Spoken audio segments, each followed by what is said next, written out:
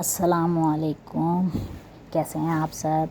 آج ایک پھر نئے موضوع کے لے کر آپ کے سامنے حاضر ہوں۔ یہ وہ بچہ ہے جس کے بارے میں فرانسیسی مورخ بتاتے ہیں کہ یہ دنیا کا بہادر ترین بچہ ہے۔ تو سب سے پہلے جو چینل پہ نئے ہیں وہ چینل کو سبسکرائب کیجئے اور بیل کے بٹن کو کلک کیجئے تاکہ آنے والی ہر ویڈیو ان تک پہنچ سکے۔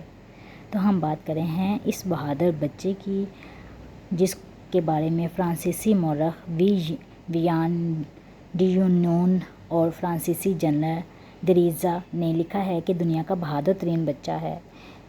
مصر پر فرانسیسی حملے کے دوران انتہائی سخت سیکیورٹی کے باوجود رات کی تاریکی میں فرانسیسی فوجی کیمپ میں گھس کر بندوقیں لے کر فرار ہونے کی کوشش میں فرانسیسی سپاہی کے ساتھ لڑائی میں یہ 12 سالہ بچہ عبدالستار آدم زخمی ہو کر گرفتار ہوئے۔ پھر جب فوجی عدالت میں پیشی ہوئی تو یہ سوال کیا گیا، فرانسیسی اسلحہ کیوں چرا رہا تھا؟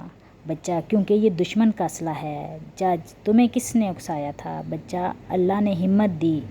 جج: تمہیں معلوم ہے تمہاری سزا موت ہے؟ بچہ: یہ میرا سر حاضر ہے۔ فرانسیسی جنرل دریزا نے بچے کی شجاعت کا مزید امتحان لیتے ہوئے پھانسی کا حکم سنایا تو بچہ خوف زدہ ہونے کے بجائے آسمان کی طرف دیکھتے ہوئے قرآن کی تلاوت شروع کر دی۔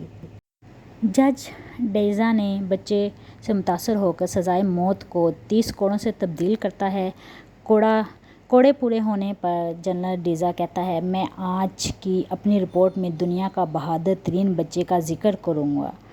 فرانسیسی مورخ ڈیونون اپنی کتاب میں اس واقعے کو بطور چشم دید گواہ لکھنے کے بعد لکھتا ہے، میں نے بچے سے کہا، میں تمہیں منہ بولا بیٹا بنانا چاہتا ہوں، میں تمہیں شاندار مستقبل کی ضمانت دے سکتا ہوں۔ بچے نے کہا، تم پچھتاؤ گے کیونکہ میں تمہیں ایک دن قتل کروں گا، تم ہمارے دشمن ہو، یہ بازی حق کی بازی ہے، یہ بازی تم ہی ہارو گے، ہر گھر سے مجاہد نکلے گا، تم کتنے مجاہد مارو گے۔ یہ اس کے ورڈ تھے اس بہادر بچے کے۔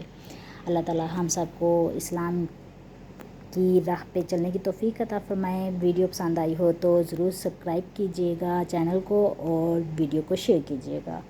دعا میں یاد رکھیے گا۔ اللہ حافظ۔